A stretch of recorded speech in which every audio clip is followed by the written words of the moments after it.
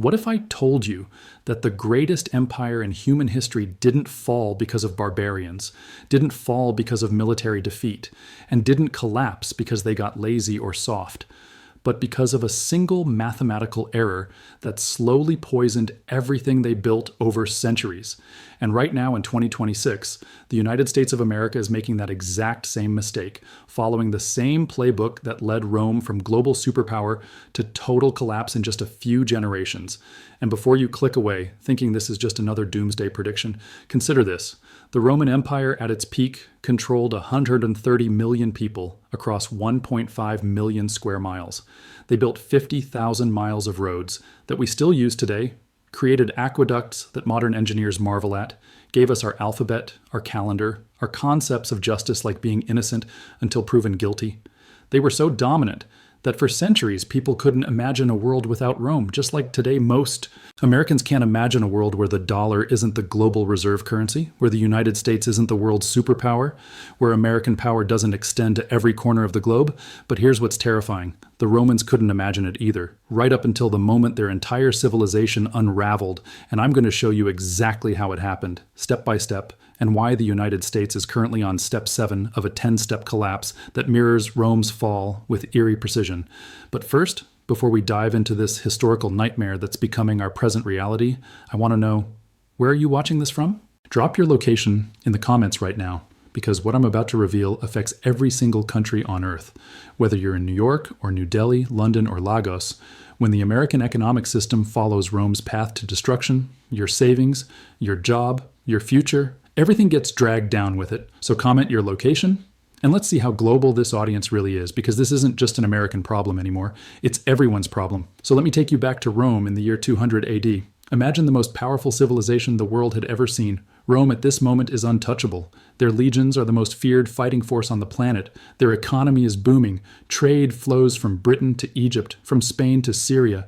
Goods pour into Rome from every corner of the known world. Beef, grains, glassware, iron, lead, leather, marble, olive oil, perfumes, purple dye, silk, silver, spices, timber, tin, wine, if you could name it. Rome had it. The city itself held over 1 million people. A mega city by ancient standards, and the empire's currency, the silver denarius, was the dollar of the ancient world. Everyone trusted it. Everyone wanted it. If you held a denarius in your hand, you held real value. Because each coin contained about 4.5 grams of pure silver, you could take that coin anywhere in the empire, and people would accept it because they knew it was real money, backed by real precious metal. Not just a government promise, but here's where the story gets interesting, and here's where we need to pay very close attention, because this is where Rome made its fatal mistake. You see, running an empire is expensive, incredibly expensive. You've got to pay the legions. You've got to build roads and aqueducts. You've got to maintain the bureaucracy. You've got to fund the games to keep the people entertained. You've got to finance the emperor's pet projects, his palaces, his monuments, his wars, and all of this costs money, lots and lots of money. But here's the problem. Rome had a fixed money supply. They could only mint as many denarii as they had silver to put in them. And silver doesn't grow on trees, it comes from mines. And those mines were producing a finite amount. So the Roman emperors faced a dilemma. They wanted to spend more money. They needed to spend more money, but they didn't have enough silver to make more coins. What do? Well, you could raise taxes, but that's unpopular and it might cause revolts. You could cut spending, but then you'd have to scale back the military or the games or the building projects. And what kind of emperor cuts back? That makes you look weak. So the Roman officials came up with what they thought was a brilliant solution, a clever little accounting trick that would let them have their cake and eat it too. They started debasing the currency. Now, if you don't know what currency debasement is, pay attention, because this is the linchpin of the entire story. Debasement is when you take a coin that's supposed to be pure silver and you start mixing in cheaper metals like copper or bronze. So instead of a coin being 100% silver, maybe you make it 90% silver and 10% copper. But here's the key. You still stamp it with the same face value. You still call it 1 denarius. You still tell everyone it's worth the same as the old coins. And boom, suddenly you can make more coins with the same amount of silver. If you've got 100 pounds of silver and you used to make 100 coins, now you can make 110 coins or 120 coins. Or eventually, as we'll see, you can make coins that barely have any silver in them at all. And the emperors thought they were geniuses. They could spend more money without officially raising taxes or admitting they were broke. It was like printing free money. Except it wasn't free. Not even close. Because here's what the Romans didn't fully understand, or maybe they understood but didn't care because they'd be dead before the consequences hit. Debasement isn't creating wealth. It's stealing wealth from everyone who holds your currency. It's a hidden tax, the most insidious kind of tax, because people don't even realize it's happening until it's too late. So let me show you exactly how this played out. In the early days of the empire, under Augustus, that denarius was about 95 to 98% pure silver, solid money. By the time you get to Marcus Aurelius, who ruled from 161 to 180 AD, you're down to about 75% silver. Okay, that's a drop, but it's still mostly silver. The economy is still functioning. But then the debasement accelerates. Caracalla, who ruled from 198 to 217 AD, he introduces the double denarius, supposedly worth twice as much, but it only weighs 1.5 times as much. It's a scam right there in plain sight. And Caracalla, by the way, is the emperor, who famously said, "Nobody should have any money but I, so that I may bestow it upon the soldiers." He raised soldiers' pay by 50%, because guess what? When you're paying them in increasingly worthless coins, they notice they're not stupid, so they demand more coins to make up for the loss in value, and this creates a vicious cycle. Debase the currency, prices go up, soldiers demand higher wages, need more money to pay the soldiers, debase the currency more, prices go up even higher, round and round we go, and it gets worse. By the time of Gallienus, who ruled from 253 to 268 AD, the denarius is only about 5% silver, 5%. It's essentially a bronze coin with a thin coating of silver that wears off almost immediately, revealing the cheap metal underneath. Imagine if you went to buy something with a $100 bill and the cashier scratched it and discovered it was actually just printed on newspaper with a thin layer of real paper on top. That's what Roman coins had become, and the effects were catastrophic. By 265 AD, prices across the Roman Empire had increased by 1,000%. 1,000% inflation. That's not a recession. That's not a rough patch. That's hyperinflation. That's the complete destruction of the money's purchasing power. A loaf of bread that cost 1 denarius in 200 AD now costs 10 denarii. And remember, those denarii are worth less than the old ones anyway. So in real terms, that bread is actually even more expensive. Suddenly, the average Roman citizen is struggling to buy food. Merchants don't want to accept the worthless coins. Trade starts to break down. And here's where it gets really dark. The only people the government would still pay in gold, real gold, were the barbarian mercenaries. Think about that. The empire is so desperate, they're paying foreigners in real money while they pay their own citizens in garbage coins. That should tell you everything you need to know about how dire the situation had become. And now we get to the cascading failures, because monetary collapse doesn't happen in isolation. It triggers everything else. With inflation raging out of control, the Roman government needs even more money, so they raise taxes, and they raise them again and again. Taxes become crushing, oppressive, unbearable. Wealthy Romans start fleeing to the countryside, setting up their own independent estates where they can avoid the tax collectors. The economy, which used to be this vibrant, interconnected network of trade spanning the entire Mediterranean, starts to fragment. People go back to bartering, trading chickens for grain, wheat for tools, because why would you accept worthless coins? The empire's economy essentially localizes, which means tax revenue plummets even further, which means the government raises taxes even higher on those who remain, which drives more people away, another vicious cycle, and the military situation deteriorates too.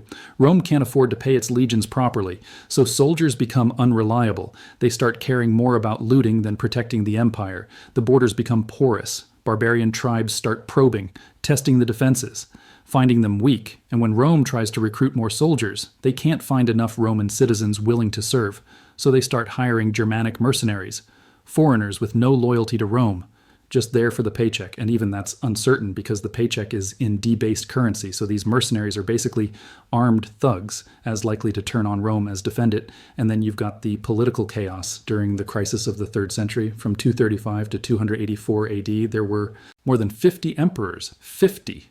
Most of them murdered, assassinated, or killed in battle. The average reign was less than 2 years. Imagine that level of instability. You wake up, there's a new emperor. He makes some decrees, tries to fix things, and 3 months later he's dead.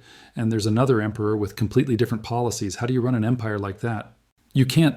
The whole system is thrashing, and during this crisis, the empire literally split into 3 separate states.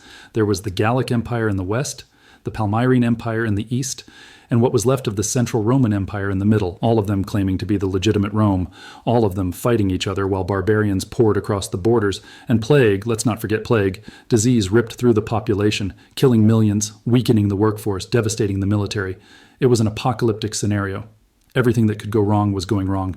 And historians will point to all these factors: the barbarian invasions, the political instability, the plague, the military weakness, and they'll say, see, Rome fell because of all these things, but here's what you need to understand. All of those problems, every single one, was either caused by or massively worsened by the currency debasement. The monetary collapse was the root, because that poisoned everything else. You don't get chronic inflation without currency debasement. You don't get a collapsed economy without inflation. You don't get crushing taxation without a collapsed economy. You don't get political chaos without crushing taxation. You don't get military weakness without political chaos. And you don't get barbarian invasions succeeding without military weakness. Follow the chain backwards, and you always end up at the same place. Some emperor in a palace centuries earlier deciding to shave a little silver off the coins. That decision, that seemingly small mathematical trick, cascaded through the decades until it brought down Western civilization. Rome, the eternal city, the empire that was supposed to last forever, ceased to exist in the West by 476 AD, just about 200 years after the debasement really accelerated, 2 centuries from superpower to rubble. And here's the part that should terrify you. Right now, at this exact moment in history, the United States of America is following the exact same playbook. Now, before you comment that I'm being ridiculous or alarmist, let me show you the parallels, and you tell me if I'm wrong. First, let's talk about the modern version of currency debasement. We don't literally shave silver off coins anymore. We're more sophisticated than that. We do something called deficit spending and money printing, or to use the technical term, quantitative easing. But it's the same thing. It's creating money that isn't backed by real wealth. When the US government spends more than it takes in through taxes, which it has done for decades, it has to make up the difference somehow. So it borrows money by issuing treasury bonds. But here's the thing. When you borrow trillions and trillions of dollars, eventually you run out of lenders willing to buy your bonds at low interest rates. So what happens? The Federal Reserve steps in and buys the bonds itself. And where does the Fed get the money to buy these bonds? They create it out of thin air. They literally add zeros to a computer. That's quantitative easing. It's currency debasement in digital form. Instead of mixing copper into silver coins, we're mixing nothing into dollars. We're increasing the money supply without increasing the actual wealth or productivity of the economy. And just like in Rome, the effects take time to show up. At first, it seems like free money the government can spend on wars, on stimulus packages, on bailouts, on pet projects, and nobody feels the pain immediately. But then, slowly, insidiously, prices start rising. Your grocery bill goes up. Your rent goes up. Gas prices spike. Healthcare costs explode. College tuition becomes astronomical. And you're told this is just normal inflation, just the economy adjusting. But it's not. It's your currency losing purchasing power. It's the same hidden tax that destroyed Rome. And here are the numbers that should make your blood run cold. In 2026, the U.S. national debt has crossed $38 trillion. $38 trillion. To put that in perspective, that's about 120% of GDP, meaning the US owes more than the entire economy produces in a year, and it's projected to hit 150% of GDP within the next 3 decades. Now, where have we seen this before? Oh, right, Rome. When Rome's obligations outstripped its ability to pay, when maintaining the empire cost more than the empire could generate, that's when the debasement accelerated. That's when the death spiral began. And just like Rome, the US now faces a choice. Cut spending, raise taxes, or debase the currency. And just like Rome, cutting spending is politically toxic, raise taxes, also unpopular. So what do you think is going to happen? They're going to keep doing what they've been doing, printing money, running deficits, and hoping the consequences don't hit until after the next election. But there's an even more ominous parallel. And this is where it gets technical, but stay with me because this is crucial. There's a concept called fiscal dominance, and it's the modern equivalent of what happened when Rome's emperors lost control of their currency. Fiscal dominance is when a government's debt becomes so massive that it constrains the central bank's ability to control inflation. Let me break that down. Normally, the Federal Reserve controls inflation by raising interest rates when the economy is overheating and prices are rising too fast. The Fed raises rates, which makes borrowing more expensive, which slows down spending, which brings inflation back down. That's Economics 101. But here's the problem. When you have $38 trillion in debt, raising interest rates becomes incredibly expensive for the government because now you have to pay higher interest on all that debt. In fact, the US government is now paying over $1 trillion per year just in interest payments, $1 trillion, not going to schools, not going to infrastructure, not going to healthcare, just interest on the debt. And if the Fed raises rates significantly, that interest bill explodes. It could easily hit $2 trillion to $3 trillion per year. That money has to come from somewhere. Either you cut everything else to the bone, or you print more money to make the payments, which causes more inflation, which requires raising rates higher, which makes the interest payments even more expensive. See the problem? It's the same vicious cycle that destroyed Rome. You've reached the point where the debt load is so heavy that the normal tools for managing the economy don't work anymore. The Federal Reserve is stuck. If they raise rates high enough to truly crush inflation, like Paul Volcker did in the early 1980s, they risk causing the government to default on its debt, or forcing massive money printing that causes hyperinflation. But if they keep rates low, inflation continues to erode everyone's purchasing power. Heads you lose, tails you lose. This is fiscal dominance. And according to former Treasury Secretary Janet Yellen herself, speaking at an American Economic Association panel in January 2026, quote, "The preconditions for fiscal dominance are clearly strengthening." She warned that debt is on a steep upward trajectory and expressed worry that the U.S. might be reaching the point where financing needs constrain the Fed's inflation fight, coming from Yellen, that's like your doctor, saying, well, the preconditions for a heart attack are clearly strengthening. It's not alarmist. It's a diagnosis. And here's another parallel that's almost too perfect. Eric Leeper, a University of Virginia professor and former Federal Reserve economist, talks about something called the Hamilton norm, named after Alexander Hamilton. For most of American history, there was an understanding, an expectation, that any debt the government took on today would be paid back by future taxpayers. It was a loan, an IOU. If the government ran a deficit during a war or a crisis, they'd run a surplus later. To pay it down, this happened after World War II. The debt-to-GDP ratio was over 100%. But then, over the next few decades, the government ran surpluses and paid it down. There was fiscal responsibility. But according to Leeper, that norm died in 2020. During COVID, the government sent out trillions in stimulus checks. Trump put his name on them. Biden sent out more. And critically, there was never any talk of paying it back. No one said, we'll need to raise taxes in a few years to cover this. No one said, this is a loan to tide you over. The message was clear. This is a gift, free money. And that changed everything, because now the public doesn't view government debt as something that will be paid back.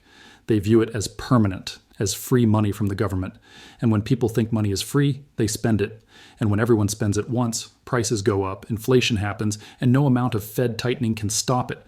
Because the fundamental belief has changed. People no longer believe in the Hamilton norm. They no longer believe the debt will ever be repaid. And once that belief is gone, you're in Rome territory. You're in a world where the currency is just a symbol, not real value. And speaking of symbols, let's talk about trust. Because that's really what money is. Money is trust. A dollar bill is just paper. It has value only because everyone agrees it has value. The Roman denarius had value because it was silver. You could melt it down, and the silver was still worth something. But even that was based on trust. Trust that others would accept silver as payment.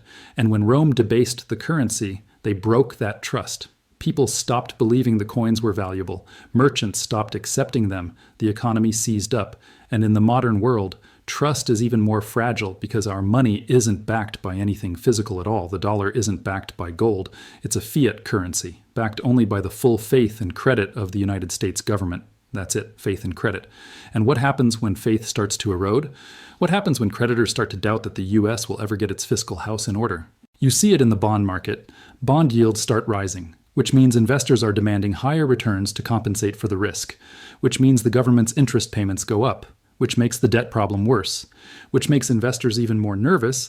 Another vicious cycle. Heather Long, chief economist for Navy Federal Credit Union, said in January 2026 that the bond market is the new king in the United States.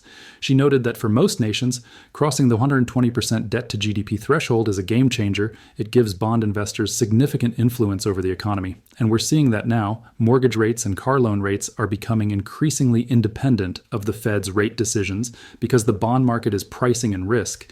If investors lose faith that the U.S. will return to fiscal responsibility, they'll demand higher term premiums, effectively raising interest rates for everyone, regardless of what the Fed wants. The market is taking control away from the government. Just like in Rome, when merchants refused to accept debased coins, the emperors could decree that the coins were valuable all they wanted. But if people didn't believe it, the decree was worthless. And here's the global dimension that makes this even scarier. The US dollar is the world reserve currency. Most international trade is conducted in dollars. Countries hold dollars as reserves. Central banks worldwide have dollar-denominated assets. The entire global financial system is built on the assumption that the dollar is stable, reliable, trustworthy. But what happens if that assumption breaks? What happens if the world loses faith in the dollar? It would be a cascading global financial collapse that would make 2008 look like a minor hiccup. Countries would dump their dollar reserves, which would crash the dollar's value, which would spike inflation in the US, which would force the Fed to raise rates, which would explode the debt payments, and around the world, trade would seize up. Because the common currency everyone used is now suspect, nations would scramble to find alternatives. Maybe the yuan, maybe the euro, maybe a return to gold, maybe cryptocurrencies, but the transition would be chaotic, violent even. In economic terms, global supply chains would break, prices would skyrocket, shortages would emerge. It would be the modern equivalent of Rome's economy fragmenting into localized barter systems. And this brings us to another eerie parallel. The military, Rome's legions, once the most disciplined and effective fighting force in history, became increasingly unreliable as the empire declined. They had to hire foreign mercenaries, barbarians with no loyalty to Rome. And eventually, it was these very mercenaries who turned on Rome and sacked the city. The US military is still the most powerful in the world, but there are concerning signs. Recruitment is down. The military is struggling to meet its quotas. Morale issues are emerging. And more importantly, the US is overstretched, just like Rome. Troops in Europe, troops in Asia, troops in the Middle East. Maintaining a global empire is extraordinarily expensive. And if a fiscal crisis hits, if the government has to slash spending, where do you think cuts will come from? You can't cut Social Security or Medicare. Those are political suicide. So the military budget becomes a target. And if the military is hollowed out, if readiness declines, if our adversaries sense weakness, that's when they probe. That's when conflicts start. And here we also see the political instability that characterized Rome's collapse. During the 3rd century crisis, Rome had 50 emperors in 50 years. The US isn't quite there yet, but look at the trajectory. Political polarization is at historic highs. Faith in institutions is cratering. Every election is portrayed as existential. Every policy battle is a crisis. Governance has become dysfunctional. Congress can barely pass a budget, let alone tackle structural problems like entitlement reform or the debt. And just like in Rome, where emperors tried to buy loyalty with bread and circuses, American politicians buy votes with promises they can't keep. More spending, lower taxes, have it all. Don't worry about the debt. Someone else will deal with it, except eventually there is no someone else. Eventually the bill comes due. And what about the social fabric? Rome's traditional values eroded as the empire declined. Civic virtue gave way to corruption and decadence. People stopped seeing themselves as Romans with a common purpose and started seeing themselves as members of competing factions. Sound familiar? In the US, social trust is collapsing. People are tribal, sorted into echo chambers, more loyal to their political team than to the country as a whole. And this isn't just a cultural complaint. It's economically relevant, because a divided society can't make hard choices. You need a degree of social cohesion to implement painful but necessary reforms, to accept short-term sacrifice for long-term stability. But if everyone is at each other's throats, if every proposal is immediately dismissed as a plot by the other side, you're paralyzed, you can't fix the problem, and so you do nothing and the debt grows and the problem worsens, exactly like Rome, where political chaos prevented coherent responses to the mounting crises. Now, I know what some of you are thinking. Okay, but we've had debt before, we've had inflation before, the US has always bounced back. This is just fear-mongering. And look, I understand that skepticism. America has indeed faced crises before and overcome them. After World War II, the debt was over 100% of GDP, and we paid it down. In the early 1980s, inflation hit 13%, and Paul Volcker crushed it. We've been resilient, but here's the difference. In those past episodes, we had the will to make hard choices. After World War II, we raised taxes, we cut spending, we ran budget surpluses in the 1980s. Volcker raised interest rates to 20%. Causing a severe recession. But it worked because the debt load was manageable. The debt to GDP ratio was only about 30%, so the government could absorb the higher interest payments. Today, the debt is 120% of GDP and rising. We can't do what Volcker did. If we raised rates to 20% today, the interest on the debt alone would consume the entire federal budget. It's mathematically impossible. And more fundamentally, we don't seem to have the political will anymore. Every time someone proposes entitlement reform or spending cuts, they're destroyed politically. Every time someone suggests raising taxes significantly, it's dead on arrival. We want the benefits of empire without the costs. We want the military reach, the social programs, the infrastructure, the prestige, but we don't want to pay for it. So we borrow and print and hope the future will somehow figure it out. But the future is now. 2026 is the year when the math starts catching up, when the debt trajectory becomes unsustainable, when bond markets start demanding answers, when the preconditions for fiscal dominance, as Yellen said, are clearly strengthening. And here's the thing, these collapses don't happen overnight.